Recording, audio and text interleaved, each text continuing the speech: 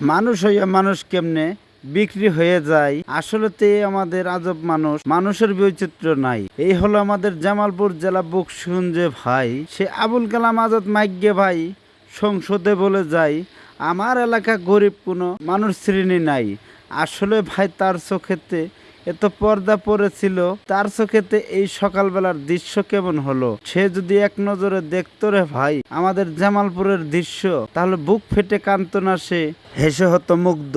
কারণ কি বলবো রে ভাই, আমরা এই জগতে থাকি, এই জগৎ বলে মানুষ আমরা বিক্রি হয়ে যাই 500-700 টাকার বিনিময়ে। ভাই কি বলবো, তাই কথার কথায় কথা বললাম, ভুল হলে ক্ষমা চাই। সবার দৃষ্টি আকর্ষণে সাবস্ক্রাইব ও লাইক কমেন্ট সবাই করে যাবেন ভাই। এই হলো আমাদের বকশীগঞ্জের অবস্থা। আপনাদের জেলার খবর জানতে চাই, আপনারা কি সেই জগতের কথা তুলে ধরতে চান ভাই? আসলে কামলা বলেন বদলা বলেন এভাবে চলে বিক্রি 500-700 টাকার বিনিময়ে, রোজ করি খাটনি।